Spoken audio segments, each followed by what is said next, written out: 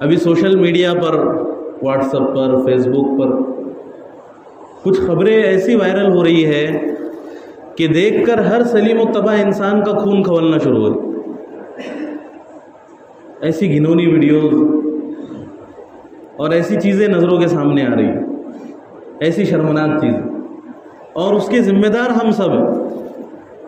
کہنے کو تو ہم ایسی چیزوں کی بہت زیادہ برائیاں بیان کریں گے، ہے نا، بہت زیادہ ان چیزوں کو برا بھلا کہیں گے، لیکن پھر بھی عملی اعتبار سے اگر دیکھا جائے تو اس کے ذمہ دار ہم خود ہی ہم لوگ ہیں.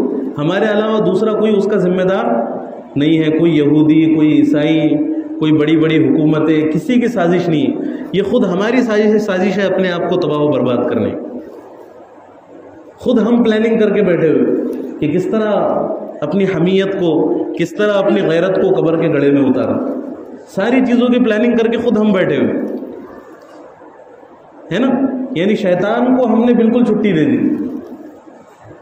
اب ہم پہلے ہی اتنے زیادہ بہک چکے ہیں کہ شیطان کو بہکانے کی ضرورت ہے ہی نہیں. وہ کہہ رہا ہے کہ بھئی یہ تو پہلے سے بہکے ہوئے، یہ تو پہلے سے بہکے ہوئے، تو شیطان کو بہکانے کی ضرورت ہی نہیں بچی. اب اتنے زیادہ ہم بہک گئے، ہے نا. ایک ویڈیو آیا سوشل میڈیا پر، اس کے اندر یہ دکھایا گیا کہ 5-6 باپردہ لڑکیاں اویو کے کمرے سے باہر نکل. یہ تقریباً سنبھل ضلع کا واقعہ ہے، غالباً مہاراشٹر کا ہی ہے یا یو پی کا. وہ پورا آرٹیکل ذہن میں نہیں ہے، لیکن یہ ویڈیو آیا باقاعدہ کہ 5-6 باپردہ لڑکیاں اویو کے کمروں سے نکل.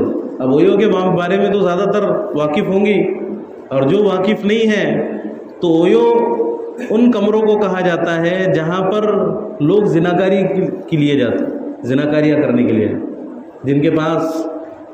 جن کے لیے ہوٹل کے کوئی کمرے دستیاب نہیں ہوتے یا دوسرا کچھ ان کو نہیں ملتا، تو ان کو سروس فراہم کی جاتی ہے اویو کے کمروں کہ تم ہمارے یہاں آؤ اور زناکاریاں. اب وہاں پر پولیس کی ریڈ پڑی، تو پولیس کی ریڈ میں باقاعدہ ویڈیو اس کی آئی ہے کہ 5-6 لڑکیاں اویو کے کمروں سے باہر نکل رہی، مسلم لڑکیاں حجاب کے ساتھ، اور اس میں لڑکوں کے نام بھی آئے باقاعدہ. تو اس میں 4 لڑکے جو تھے وہ غیر مسلم تھے اور 2 لڑکے جو تھے وہ مسلم تھے. 4 لڑکے جو تھے وہ غیر مسلم تھے اور 2 کون تھے؟ مسلم تھے. اب یہ کتنا بڑا ہمارے لیے المیہ ہے، کتنا بڑا ہمارے لیے لمحہ فکریہ ہے، کتنی سوچنے کی ضرورت ہے. اب ہر شخص اس واقعے کی مذمت کرے گا، لیکن اگر غور سے دیکھا جائے تو ان واقعات کے ذمہ دار ہم خود ہی. یہ جو واقعات ہمارے معاشرے کے اندر ہو رہے ہیں نا، ایک تو سب سے بڑی اس کی وجہ یہ ہے کو ایجوکیشن سسٹم. اب کوئی مانے نہ مانے، کوئی سمجھے نہ سمجھے، لیکن یہ حقیقت ہے، اس کا انکار کسی بھی صورت میں نہیں کیا جا سکتا کہ سب سے بڑی جو تباہی کی وجہ ہے وہ کو ایجوکیشن سسٹم ہے. اب لڑکے لڑکیاں آپس میں ایک دوسرے کے ساتھ تعلیم حاصل کر رہے ہیں، یہاں تک کہ اس میں مسلم غیر مسلم کا بھی فرق نہیں. غیر مسلموں کے ساتھ لڑکیاں تعلیم حاصل کر رہی ہے، ایک دوسرے کے ساتھ اختلاط ہو رہا ہے، ایک دوسرے کے ساتھ بے پردہ ہو کر ملاقاتیں ہو رہی ہے، تو پھر کیا اس کے اثرات نہیں پڑیں گے؟ سب سے پہلی چیز تو یہ کو ایجوکیشن سسٹم. ہم کتنا بھی اس کا انکار کریں، کتنے بھی اندھے بن جائے کہ بھئی ہماری ضرورت ہے یا جو بھی کچھ ہے، ضرورت ہے، لیکن اس درجے کی ضرورت نہیں ہے کہ ہم اپنی عزتوں کو نیلام کر کے یہ تعلیم حاصل کرنا شروع کریں. اور ضرورت ہے بھی تو پھر اتنا اہتمام بھی ہونا چاہیے اس چیز کا. جب ہم خطرے سے واقف ہیں، جب ہمیں معلوم ہے کہ یہ ساری چیزیں اس کی وجہ سے پیدا ہو سکتی ہے، تو پھر حفاظتی تدبیریں بھی ویسے اختیار کرنی چاہیے. آج ہم فضول کاموں کے اندر لگے ہوئے، فضول کاموں میں اڑانے کے لیے مسلمانوں کے پاس پیسہ بہت ہے. شادیوں میں دیکھیں گے تو کروڑوں روپے کا خرچہ، کوئی 10 لاکھ روپے خرچ کر رہا ہے، کوئی 20 لاکھ روپے خرچ کر رہا ہے نا. گھر بنانے کے لیے کروڑوں روپے خرچ کیے جا رہے ہیں. فضول کاموں میں ہم دیکھیں گے تو امت کے پاس اتنا پیسہ موجود ہے، لیکن اگر امت سے یہ کہا جائے کہ بھائی لڑکیوں کے لیے الگ سے تم کالج کیوں نہیں شروع کر سکتے، تو یہ اپنی غریبی کا رونا شروع کر دیں. جب تعلیم اتنی ہی زیادہ ضروری ہے، اصلی تعلیم، تو پھر اصلی تعلیم کے لیے الگ سے انتظام کرنا بھی تو ضروری ہے. کھانا ہمارے لیے ضروری ہے، کھائے بغیر ہم نہیں رہ سکتے، تو کیا نالیوں میں سے اٹھا کر کھانا شروع کر دیں گے؟ نہیں کر سکتے. کیا گندگی اٹھا کر کھانا شروع کر دیں گے؟ نہیں کر سکتے. تو جس طرح کھانے پینے کے کچھ آداب ہے تو اسی طرح تعلیم کرنے کے بھی کچھ ہے، تعلیم حاصل کرنے کے بھی کچھ آداب. ہر گندگی سے جا کر ہم تعلیم حاصل نہیں کر سکتے. خود ہماری نسلیں اس کی وجہ سے خراب ہو رہی. دیکھو عصری تعلیم کا انکار کسی بھی صورت میں نہیں کیا جا سکتا، ضروری ہے، لڑکوں کے لیے بھی ضروری ہے، لڑکیوں کے لیے بھی ضروری، لیکن اس تعلیم کا جب تک صحیح نظم نہ بٹھایا جائے اس وقت تک تعلیم حاصل کرنا ممکن نہیں ہے نا. اس سے بڑے بڑے نقصانات ہوں گے پھر ہمارے معاشرے جو آج کل ہو رہے ہیں. اب میں خود کالج کے اندر تعلیم حاصل کر چکا ہوں، میری نظروں میں کئی سارے واقعات ایسے، کئی ساری لڑکیوں کو ان حالات میں دیکھ چکا ہوں. ماں باپ خود کالج تک لا کر چھوڑ رہے ہیں، کچھ دنوں تک معاملہ نارمل رہا، پھر اس کے بعد میں کسی لڑکی سے گپ شپ ہونا شروع ہو گئی، پھر معاملہ بڑھتا چلا گیا یہاں تک کہ گرل فرینڈ بوائے فرینڈ بن گئے. اور ماں باپ سمجھ رہے ہیں کہ بھائی ہماری بیٹی جو ہے وہ بہت شریف، اور لڑکے کی بھی ماں باپ سمجھ رہے ہیں کہ ہماری بیٹی جو ہے بہت شریف ہے نا. تو اس کے لیے پھر الگ سے نظام بنانے کی ضرورت اگر تعلیم حاصل کرنا ضروری ہے. ورنہ اگر ان صورتوں کے ساتھ تعلیم حاصل کرنا ہے تو تعلیم کا دینا کسی بھی صورت میں جائز نہیں ہے، درست نہیں ہے کسی بھی صورت. پھر تو تعلیم سے محروم رہنا بہتر ہے اگر یہ حالات ہیں. حضرت جنید بغدادی رحمۃ اللہ علیہ سے کسی نے پوچھا کہ کسی بالغ عورت کا کسی بالغ مرد کے پاس تعلیم حاصل کرنا کیسا ہے. دیکھو دل کے کانوں سے سننے کی بات ہے. کسی بالغ مرد کا کسی بالغ عورت کے پاس تعلیم حاصل کرنا کیسا ہے. تو حضرت جنید بغدادی رحمۃ اللہ علیہ نے بہت بہترین جواب دیا. انہوں نے کہا کہ جو پڑھانے والا شخص ہے وہ حسن بصری ہو. جو پڑھانے والا شخص ہے وہ کون ہو؟ حسن بصری، جو صحابی کے اولاد ہے بالواسطہ، صحابی ہے ان کے والد حضرت حسن بصری کے، اور کتنے صحابہ کو انہوں نے دیکھا، تابعی ہے، بہت اعلیٰ مقام ہے ان کا. تو پڑھانے والے حسن بصری ہو اور پڑھنے والی جو ہے وہ رابعہ بصریہ ہو. پڑھنے والی کون ہو؟ رابعہ بصریہ ہو. اور جس جگہ پر تعلیم دی جا رہی ہو وہ کعبۃ اللہ ہو. جس جگہ پر پڑھایا جا رہا ہو وہ کیا ہو؟ کعبۃ اللہ. اور جس چیز کی تعلیم دی جا رہی ہو وہ قرآن مجید ہو. تب بھی ایک بالغ عورت کا ایک بالغ مرد کے پاس تعلیم حاصل کرنا جائز نہیں ہے. تو ہماری اور آپ کی تعلیم کی کیا اوقات ہے؟ ہماری اور آپ کی ڈگریوں کی کیا اوقات ہے؟ کیا حقیقت ہے پھر ان چیزوں ہے نا. ضرورت ہے لیکن پردے کے اہتمام کے ساتھ، ایسی چیزوں کے ساتھ کہ ہماری عزتوں کا جنازہ نہ نکلے، ایسی چیزوں کے ساتھ کہ ہمارا ایمان تو کم سے کم محفوظ رہے. کالجوں کے اندر پڑھنے کے لیے گئے اور وہاں سے مرتد ہو کر آ گئے تو اس کے بعد کتنی بھی بڑی ڈگری مل جائے تو کیا فائدہ ہے اس کا؟ کیا حاصل ہو جائے گا اس کے ذریعے سے؟ کچھ بھی حاصل نہیں ہوگا. یہ تو فائدہ پہنچانے کے چکر میں ہم اپنے آپ کو نقصان پہنچا رہے، ہم اپنے آپ کو نقصان پہنچا رہے ہے نا. اور پھر اس کے بعد جیسا خیال رکھنا چاہیے، جیسا دھیان رکھنا چاہیے ویسا دھیان بھی نہیں رکھا جاتا ہمارے معاشرے میں. اور دھیان رکھنا تو ایک سیکنڈری چیز ہے، لیکن سب سے اہم ترین چیز یہ ہے کہ ماں باپ کو اپنی اولاد کی ضرورتوں کا خیال ہی نہیں. ماں باپ کو اپنی اولاد کی ضرورتوں کا خیال ہے ہی نہیں. بیٹا 30 سال کی عمر ہو گئی، اس کی لڑکی کی عمر ہو گئی 30 سال کی، حالانکہ خود جوانی کے مراحل سے گزر چکے، حالانکہ وہ خود اپنی کیفیات کو جانتے ہیں کہ جب میری عمر یہ تھی تو میری کیفیت اس وقت میں کیا تھی. لیکن جب اولاد کا معاملہ آتا ہے تو اس معاملے میں ایسے بنے ہوئے جیسے کچھ بھی نہیں پتہ ہے، کچھ بھی نہیں معلوم، کچھ بھی نہیں جانتے ہے نا. اولاد کی نکاح میں اگر تاخیر کی جائے تو اس کے سب سے بڑے ذمہ دار ماں باپ، اس کے سب سے بڑے ذمہ دار کیا ہے؟ ماں باپ ہے. اور اگر ہم 30 سال تک کسی لڑکی کے نکاح میں تاخیر کر رہے ہیں یا کسی لڑکے کے نکاح میں تاخیر کر رہے ہیں اور وہ 30 سال تک گناہ سے بچ رہا ہے تو وہ ایک ولی کی حیثیت ہے اس کی. اگر وہ اتنا اس کے اندر رکاوٹیں پیدا کرنے کے بعد بھی وہ گناہ سے اگر بچ رہا ہے تو بہت بڑا ولی ہے وہ بہت بڑا ولی ہے اگر گناہ سے بچ جائے. اور اگر وہ گناہ کے اندر پڑ رہا ہے تو اس میں اس کی کوئی غلطی نہیں ہے. کوئی لڑکی بھی اگر گناہ کے اندر مبتلا ہو رہی ہے یا کوئی لڑکا بھی اگر گناہ کے اندر مبتلا ہو رہا ہے تو اس میں اس کی کوئی غلطی نہیں ہے، کیونکہ یہ تو فطری چیز ہے.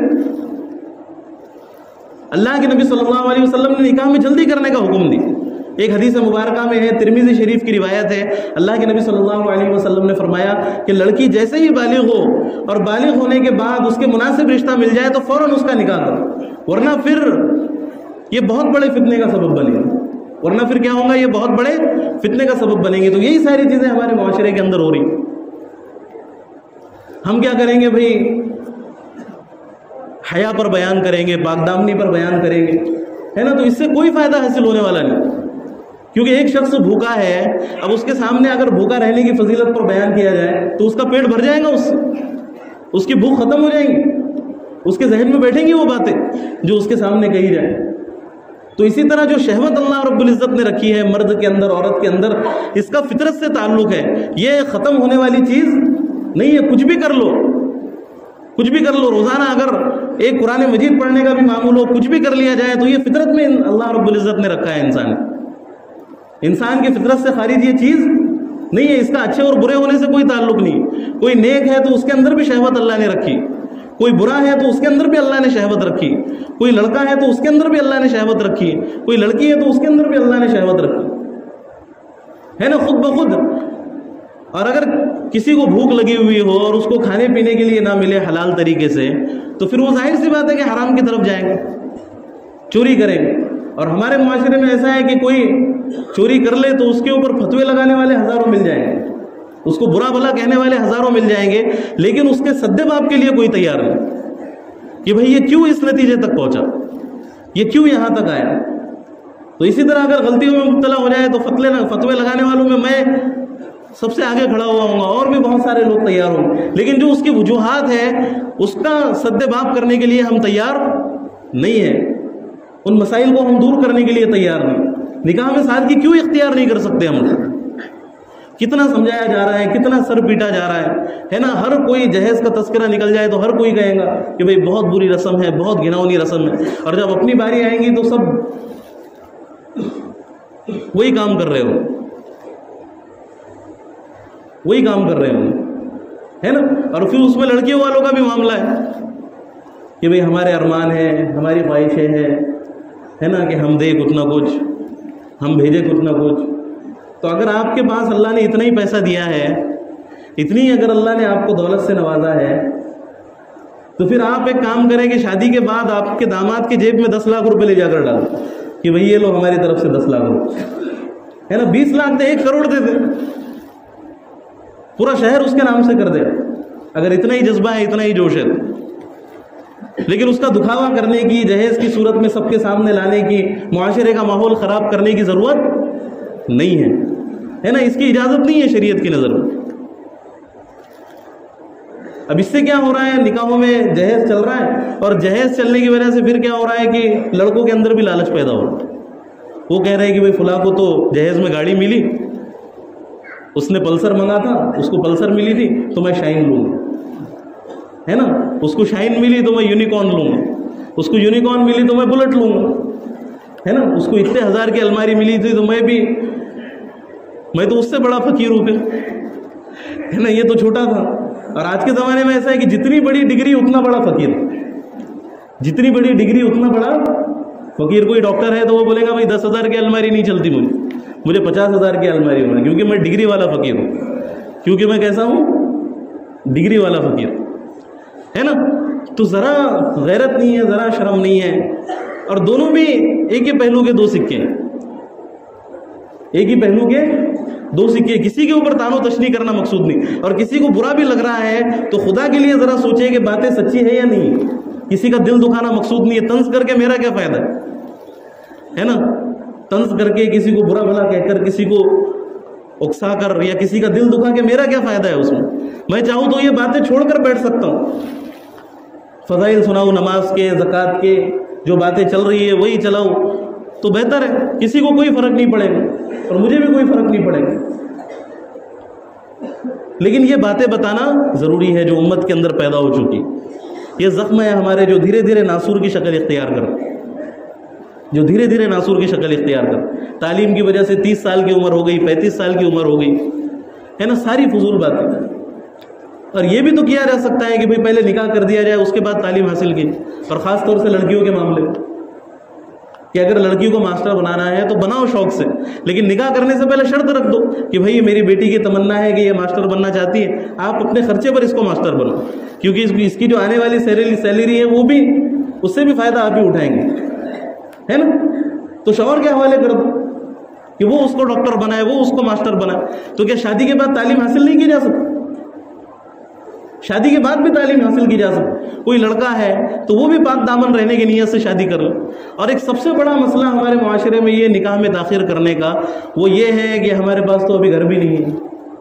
حالانکہ گھر ہے, سب کچھ موجود ہے, اتنا بڑا گھر ہے, لیکن اس کو بھی چھوٹا سمجھیں کہ بھئی ابھی تو کچھ بھی نہیں ہے, ابھی تو یہ صرف 20-30 ہزار روپے ہی کمانا لڑتا ہے نا. جب کروڑ پتی بن جائیں گا, جب نکاح کریں گے, جب لاکھوں سے یہ گھر میں لا کر ڈالیں گا لاکھوں سے, تب اس کا نکاح کریں گے, ہے نا. تو یہ دنیا کی فضول ترین بات ہے. یہ کیا ہے؟ دنیا کی فضول ترین بات ہے, بیوقوفی والی بات. پہلے پیروں پہ تو کھڑا ہو جائے, ہے نا, فضول قسم کی بات. پہلے پیروں پر تو کھڑا ہو جائے, یہ فضول قسم کی بات ہے. تو کیا نکاح میں اگر تاخیر کریں گے, 40 سال تک اگر روک دیا ہم نے کسی کا نکاح, تو کیا وہ کروڑ پتی بن جائیں گے؟ کتنے لوگ ایسے ہیں جنہوں نے 40 سال تک نکاح نہیں کیا اور کروڑ پتی بن گئے؟ بھائی امبانی کو انہوں نے پیچھے چھوڑ دیا نکاح نہیں کر کے, ہے نا. کچھ نہیں ہے. جو اللہ نکاح سے پہلے دینے پر قادر ہے, وہ نکاح کے بعد بھی دینے پر قادر ہے. جو نکاح سے پہلے دینے پر قادر ہے, وہ بعد میں بھی دینے پر قادر ہے. بلکہ بعد میں تو اللہ کی مدد اور زیادہ شامل حال ہو جاتی ہے. پہلے تو یہ گناہوں کے کاموں کے اندر ملوث تھا, گناہ کے کام کرتا تھا, بد نظری کا شکار تھا, زناکاری کا شکار تھا, یا کسی نہ کسی درجے میں ذہنی سکون سے تو یہ دور تھا. لیکن نکاح کے بعد جب یہ ساری چیزیں اس کو مل گئی, تو اللہ کی مدد اور زیادہ شامل حال ہو. اور جبکہ اللہ کا وعدہ ہے قرآن مجید کے اندر, کسی بھی چیز کے اوپر اللہ رب العزت نے مالداری کا وعدہ نہیں فرمایا, لیکن جو شخص پاک دامنی کی نیت سے نکاح کرتا ہے, اللہ رب العزت نے اس کے لیے غنا کا وعدہ فرمایا کہ میں اسے مالداری سے نوازوں گا, میں اس کی ساری ضرورتوں کو پورا کروں گا. تو جو اللہ شادی سے پہلے دینے پر قادر ہے, وہ تو بعد میں بھی دینے پر قادر ہے. اور اللہ کے نبی صلی اللہ علیہ وسلم نے فرمایا کہ 3 لوگ ایسے ہیں کہ جن کی مدد اللہ رب العزت کے اوپر لازم ہے. کتنے لوگ ہیں؟ 3 لوگ ایسے ہیں کہ جن کی مدد اللہ رب العزت پر کیا ہے؟ لازم ہے, ضروری ہے. ویسے تو اللہ کے اوپر کوئی چیز لازم نہیں ہے, لیکن 3 لوگوں کی مدد یعنی اللہ تعالیٰ ہر حال میں مدد فرماتے. اور اس میں سے ایک, اللہ کے نبی صلی اللہ علیہ وسلم نے فرمایا وَالنَّاكِحُ الَّذِي يُرِيدُ الْعَفَافَ, کہ ایسا نکاح کرنے والا شخص جس کی نیت پاک دامنی حاصل کرنے کی, جس کی نیت پاک دامنی حاصل کرنے کی. ایسا شخص جو پاک دامنی حاصل کرنے کی نیت سے کرے, نیت سے نکاح کرے, تو اللہ رب العزت اس کی ضرور مدد فرمائے, ہے نا. تو جب تک یہ چیزیں ہم اپنے معاشرے کے اندر نہیں لائیں گے, جب تک نکاح کثرت سے نہیں ہوں گے, نکاح آسانی کے ساتھ نہیں ہوں گے, اس وقت تک یہ ساری چیزیں درست ہونے والی نہیں ہیں. کتنی مطلقہ خواتین بیٹھی ہوئی ہے, کتنی بیوہ خواتین بیٹھی ہوئی, اور مطلقہ اور خواتین اور بیوہ خواتین کی تو بات دور کی ہے, کنواری لڑکیاں کتنی زیادہ بیٹھی ہوئی بے نکاحی ہو کر گھروں میں. اور بے نکاحی کی حالت میں انسان خود اپنے آپ سے جنگ لڑ رہا ہو, خود اپنے آپ سے. کوئی ایک تو وہ گناہ کے اندر مبتلا ہوگا, یا گناہ کے اندر اگر مبتلا نہیں ہوگا تو پھر وہ اپنے آپ سے خود جنگ لڑ رہا ہو, وہ چاہے عورت ہو یا مرد ہو, ہے نا. تو اس لیے مطلقہ خواتین جو ہے یا بیوہ خواتین جو ہے, ان کے بھی نکاح کی ہمیں فکر کرنی چاہیے, ان کے بھی نکاح کی کوئی نہ کوئی ترتیب ہمیں بنانی چاہیے, ہے نا. ان کے لیے بھی صرف ان کے اوپر خرچ کر دینا کافی نہیں. ایک مرتبہ میرے ذہن میں ایک سوال آیا کہ بھائی جو غیر مسلم لوگ ہیں, تو ان کے یہاں تو ورد آشرم ہوتے بیواؤں کے لیے, کہ بھائی کوئی بیوہ عورت ہوئی تو اس آشرم کے اندر لے جا کر جمع کر دو, کوئی عورت بیوہ ہوئی تو اس آشرم کے اندر لے جا کر جمع کر دو. تو میرے ذہن میں یہ بات آئی کہ بھائی اسلام تو خوبیوں کا مذہب ہے, اسلام کے اندر تو کوئی بھی خیر سے محروم نہیں ہے, کوئی بھی خیر سے محروم نہیں, ساری خیر اللہ تعالیٰ نے جمع کر دی. تو پھر اسلام میں کیوں نہیں ہے ورد آشرم, عورتوں کے لیے آشرم کیوں نہیں؟ پھر غور و فکر کرتے کرتے اس کا جواب بھی ذہن میں یہ آیا کہ اسلام میں عورتوں کو آشرم میں داخل کرنے کا حکم نہیں ہے, بلکہ ان سے نکاح کرنے کا حکم, بلکہ ان سے کیا ہے؟ نکاح کرنے کا حکم. اور زکوٰۃ کے جو مصارف ہے یا جہاں بھی اللہ رب العزت نے خرچ کرنے کا حکم دیا, تو یتیموں کے بارے میں کہا کہ ان کے اوپر خرچ کرو, مسکینوں کے بارے میں کہا کہ ان کے اوپر خرچ کرو, مسافروں کے بارے میں ان کے اوپر سے کہا کہ ان کے اوپر خرچ کرو. لیکن کہیں قرآن میں تذکرہ نہیں ملے گا کہ مطلقہ عورتوں پر خرچ کرو, بیوہ عورتوں پر خرچ کرو, نہیں ملے گا کہیں قرآن مجید کے اندر. ہے نا. اور اگر ہم خرچ کر بھی لیں گے متعلقہ خواتین کے اوپر، ہم نے اتنا خرچ کیا، اول تو اتنا خرچ ہو ہی نہیں رہا ہمارے معاشرے میں. خود غرضی کے اندر اتنے زیادہ ہم مبتلا ہو چکے ہیں کہ جو سڑی ہوئی چیز ہے وہ اللہ کے نام پر قربان کریں گے. دیکھو دل کو دکھانے والی بات نہیں ہے، لیکن سمجھنے کی بات ہے. یہ ہمارا المیہ ہے. اللہ کا ایک بھی حکم چھوٹے گا تو اس کا کسی نہ کسی طریقے سے ہم کو نقصان بھگتنا پڑے گا. اس کے نقصان سے، اس کے عذاب سے ہم محفوظ نہیں رہ سکتے، ہے نا. پہلے تو خرچ کرنے کا رجحان نہیں ہے. اور اگر ہم خرچ کر بھی رہے بہت زیادہ کہ بھئی ہم نے اتنا خرچ کیا کہ ان کی کوئی ضرورت ہی باقی نہیں رہی، تو پھر بھی ان کی جسمانی ضرورت تو باقی ہے. اس کو کس طریقے سے پورا کیا جائے؟ اس کو پورا کرنے کا کیا حل ہے؟ اور جب ان کی جسمانی ضرورت پوری نہیں ہوں گی تو پھر اس کی وجہ سے ماحول خراب ہوگا.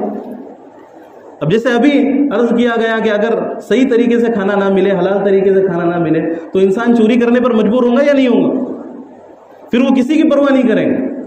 تو اسی طرح اگر شوہر کو گزر کے 10 سال ہو چکے، 1 سال ہو چکا، 5 سال ہو چکے، لیکن پھر بھی نکاح نہیں ہو رہا، تو پھر وہ کہاں سے اپنی ضرورت کو پورا کریں گے؟ کہاں سے وہ اپنی خواہش کو پورا کریں گے؟ ہے نا. پھر اس کے ذریعے سے ماحول خراب ہوگا.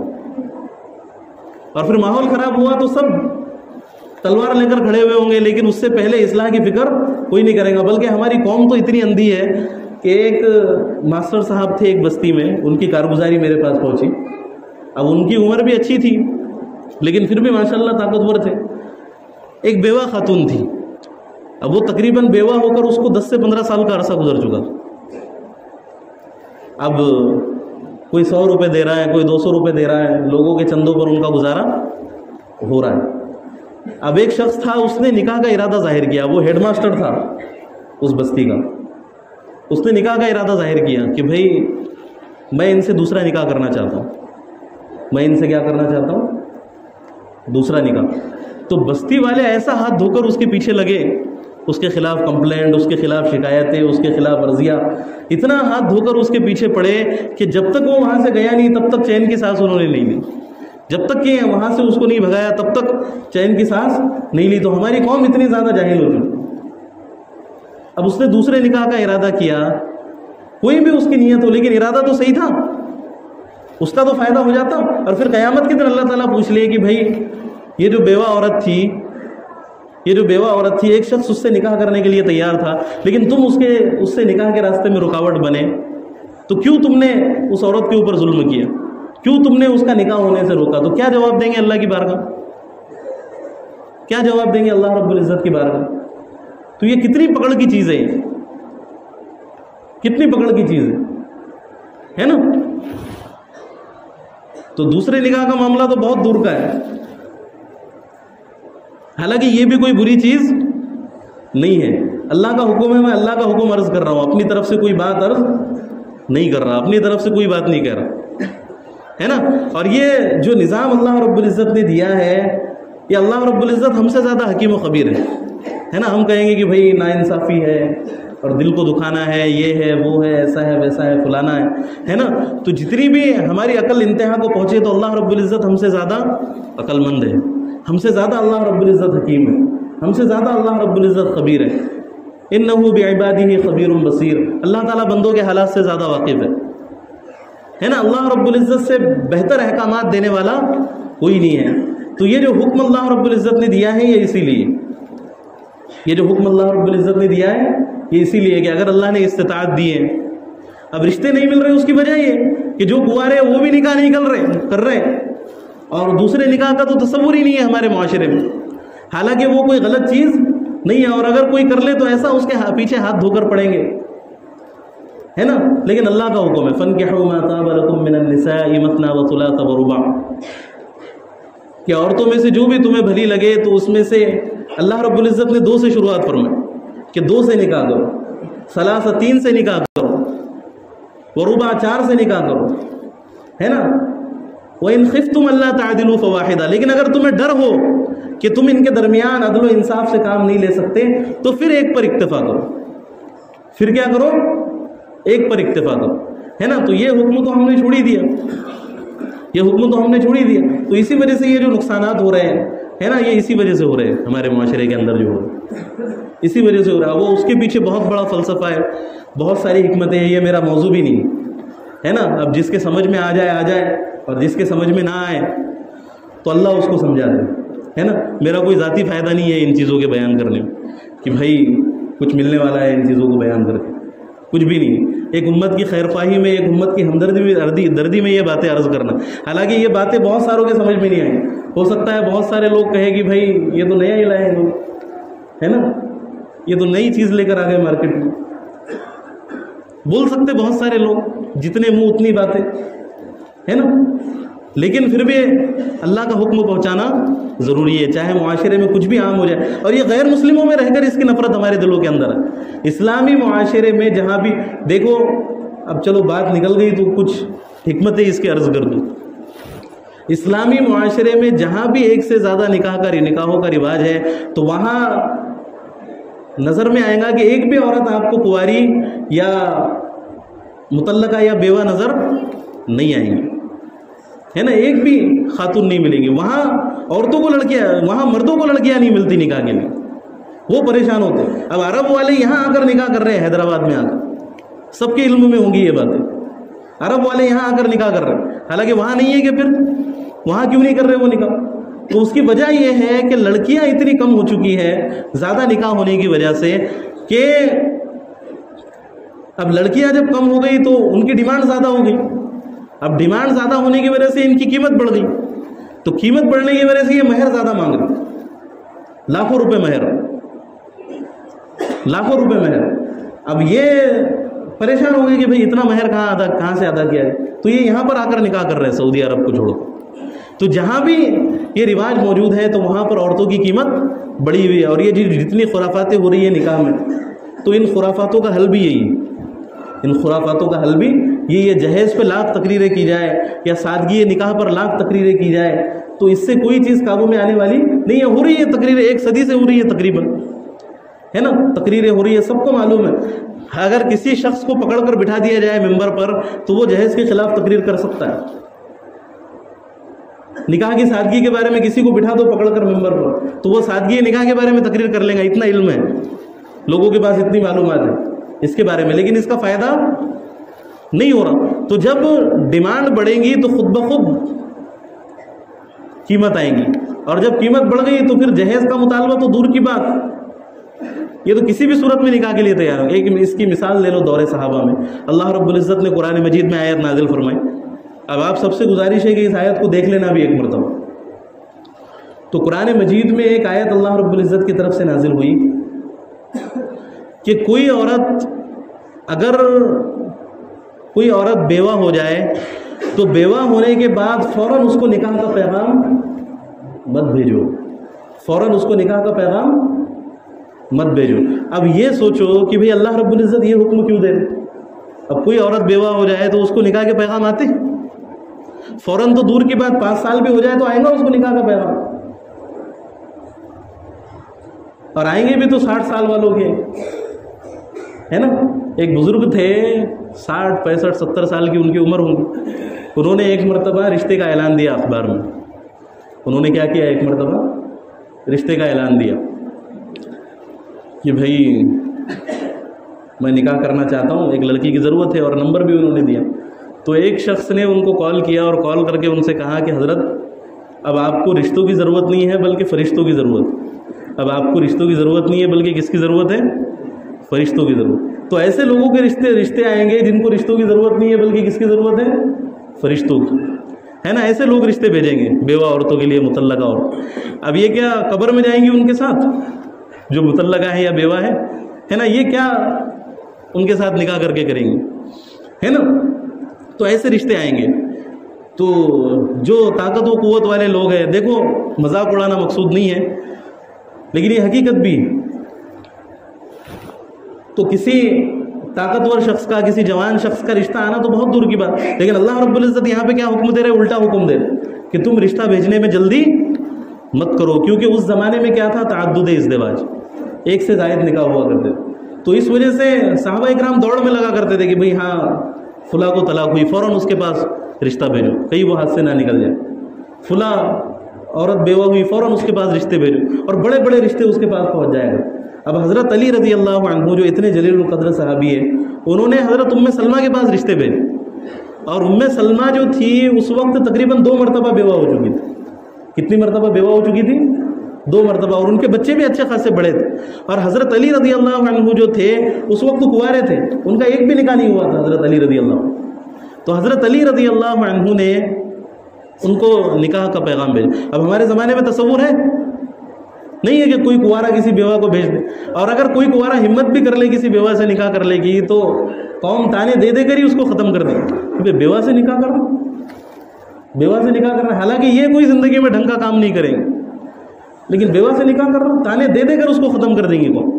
تو ایک تو وہ ہمت نہیں کریں گا، پھر بیوہ عورت گھبرائیں گی کہ بھئی یہ میرا جینا مشکل کر دیں گے اگر میں نے نکاح کر لیا، ہے نا۔ تو اتنا ہمارے معاشرے کے اندر بگاڑ گیا۔ تو حضرت ام سلمہ رضی اللہ عنہا نے خود ان کے رشتے کو ریجیکٹ فرمایا، خود ان کے رشتے کو ریجیکٹ فرمایا، کہ کہا کہ تمہاری عمر ابھی کم ہے، میری عمر زیادہ ہے، اور میں بچے والی ہوں، میں بچوں والی ہوں، تو میرے اندر میچیورٹی ہے اور تمہارے اندر ابھی بچپنا ہے۔ تو اس وجہ سے حضرت علی رضی اللہ عنہ نے جو نکاح کا پیغام بھیجا تھا، اس نکاح کے پیغام کو انہوں نے قبول نہیں کیا۔ اب آج کے زمانے میں ہے کوئی ایسی مثال؟ نہیں ہے، ہے نا۔ تو یہ ساری باتیں ہمارے غور و فکر کرنے کے لیے، ایک تو نکاح میں سادگی اور نکاح میں جلدی، ہے نا، یہ چیزیں ہمارے لیے بہت ضروری ہے، اور ہر ایک کو اس پر عملی قدم اٹھانا ہے نا۔ ہم کیا کریں گے؟ دوسروں پر انگلیاں اٹھائیں کہ بھائی فلاں کا ایسا معاملہ، فلاں کا ایسا معاملہ، لیکن ہم خود اگر عمل کرنا شروع کر دیں تو سب اگر اپنی اصلاح کی کوشش کر لے تو دھیرے دھیرے معاشرے کے اندر سدھار پیدا ہوگا۔ وہ چاہے لڑکا ہو فوراً نکاح کرو، اللہ خود اس کو اپنے پیروں پر کھڑا کر دیں گے۔ وہ لڑکی ہو فوراً نکاح کرو، اللہ خود اس کو اپنے پیروں پر کھڑا کر دیں گے، خود اپنے پیروں پر کھڑا کر دیں گے، ہے نا۔ لیکن اس کا مطلب یہ نہیں ہے، یہ بھی نہیں ہے کہ بھئی کچھ کر ہی نہیں رہا، کچھ کام کا ہی نہیں ہے، اور لا لیے ماں باپ نے نکاح کرا کے اور خود ہی پالتے بیٹھے، پھر ایسا بھی نہیں۔ بلکہ حکم جو ہے وہ یہ ہے کہ شوہر کے اندر اتنی طاقت آ جائے کم سے کم کہ وہ کھلا پلا سکے، ورنہ کچھ نوجوان کہیں گے کہ بھئی ہم کمارے تو نہیں لیکن ہمارا نکاح کر دو، اور ہم کو بھی تم ہی پالو اور ہمارے بیوی بچوں کو بھی تم ہی پالو، ہے نا۔ تو ایسا بھی معاملہ نہیں ہے، یہ چیز بھی ہونا ضروری ہے۔ تو یہ جو باتیں عرض کی گئی آپ حضرات کے سامنے، کچھ قیمتی باتیں، تو یہ خیر خواہی میں عرض کی گئی۔ اب اس کے اوپر عمل کرنے کی کوشش کریں، اور تعلیم میں اگر ہم بیچ بھی رہے تو سب سے پہلی بات تو یہ ہے کہ بچائے اس سے، بہت زیادہ حفاظت کے ساتھ تعلیم دے۔ تعلیم کا دینا ضروری ہے، لیکن حفاظت اس سے بھی زیادہ ضروری ہے، حفاظت اس سے بھی زیادہ ضروری ہے۔ اب مثال کے طور پہ ایک مثال لے لو اس کی۔ اب ہم کو پتہ چل جائے کہ بھائی شوکت علی چوک میں سونا تقسیم ہو رہا ہے، شوکت علی چوک میں کیا ہو رہا ہے؟ سونا بٹ رہا ہے، تقسیم۔ نریندر مودی وہاں پر آئے اور وہ 15 لاکھ کا سونا بانٹ رہے، ہے نا۔ اگر ہم کو پتہ چل جائے، لیکن ہم کو یہ بھی پتہ چل جائے ساتھ میں کہ بھائی اگر ہم جائیں گے تو ہماری جان کو خطرہ ہے، راستے میں بہت سارے شوٹر ایسے بیٹھے ہوئے ہیں نشانہ لگا کر کہ وہ ان کا نشانہ نہیں چکیں گا، اور ہمارا مرنا کیا ہے؟ یقینی ہم مر جائیں گے، ہمارا نقصان ہوگا۔ تو جائیں گے ہم سونا لینے کے لیے، بھلے ہی سونا بہت زیادہ قیمتی ہے، بھلے ہی سونا بہت زیادہ قیمتی ہے، لیکن جان کی قیمت اس سے بھی زیادہ ہے۔ تو ہم کہیں گے کہ بھائی لعنت ہے اس سونے کے اوپر جس سے ہماری جان جائے۔